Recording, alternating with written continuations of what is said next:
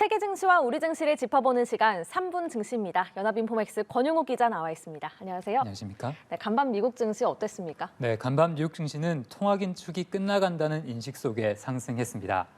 마감가를 살펴보면 다우지수는 전장보다 0.23% 올랐고요. S&P 500 지수는 전장 대비 0.30%, 나스닥 지수는 1.01% 각각 뛰었습니다. 어제 연방준비제도는 올해 기준금리가 최종적으로 5.1% 정도까지 오를 수 있다고 전망을 했는데요. 이것은 지금보다 한 차례만 더 올리면 금리 인상이 끝날 것이란 해석으로 이어질 수 있습니다. 간밤 뉴욕 증시는 이런 부분에 주목하며 강세 압력을 받았는데요. 당장 다음 회의가 있는 5월에는 기준금리를 동결할 것이라는 예상이 시장에서 70%에 육박하고 있습니다. 제롬 파월 연준 의장이 연내 금리 인하가 없을 것이라 못 박았지만 시장은 이르면 오는 7월부터 인하가 있을 수 있다고 기대하고 있는데요. 간밤에는 세계 다른 중앙은행의 금리 결정도 있었습니다. 영국의 중앙은행이 기준금리를 0.25%포인트 인상했고 스위스 중앙은행은 0.50%포인트 금리를 올렸습니다. 이렇게 중앙은행들이 기준금리를 올리는 것은 그만큼 지금 은행권의 불안이 안정을 찾고 있는 것 아니냐는 분석을 낳았는데요.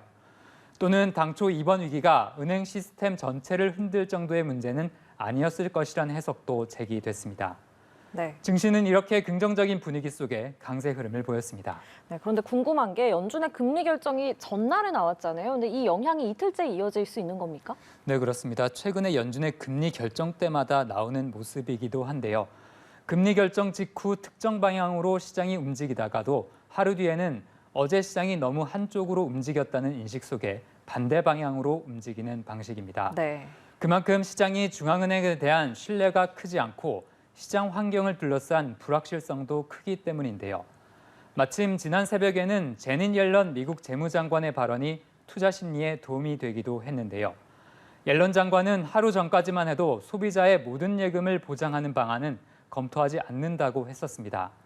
하지만 간밤에는 지금까지 당국이 취한 강력한 조치가 미국인의 예금을 안전하게 보장하기 위한 것이었고 필요하다면 추가적인 조치를 할 준비가 돼 있다고 강조했습니다. 네, 업종별로도 살펴보겠습니다. 은행주와 기술주의 희비가 엇갈렸습니다. 네, 그렇습니다. 하루 전날 급락했던 미국 지역은행 관련주들이 간밤에도 약세를 보였는데요. 퍼스트 리퍼블릭 은행 주가는 6% 떨어졌고 자이언스 은행 주가는 10% 이상 하락했습니다. 하지만 대형 기술주들은 일제히 올랐는데요.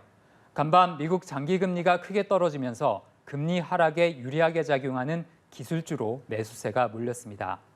마이크로소프트가 2%가량 올랐고 엔비디아와 알파벳, 메타 주가도 모두 2% 넘게 뛰었습니다. 네, 알겠습니다. 오늘 코스피 전망은 어떻습니까? 네, 어제 코스피는 미국 금리 인상이 끝나간다는 인식 속에 상승했는데요.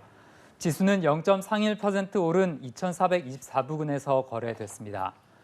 오늘 코스피는 미국 긴축 종료 기대가 이어지며 강보합권에서 출발할 것으로 예상되는데요. 은행권 불안에 이은 경기 침체 우려가 완전히 가시지 않은 만큼 코스피의 상단은 어느 정도 제한될 것으로 보입니다. 네, 알겠습니다. 3분 증시 권용욱 기자와 함께했습니다. 고맙습니다.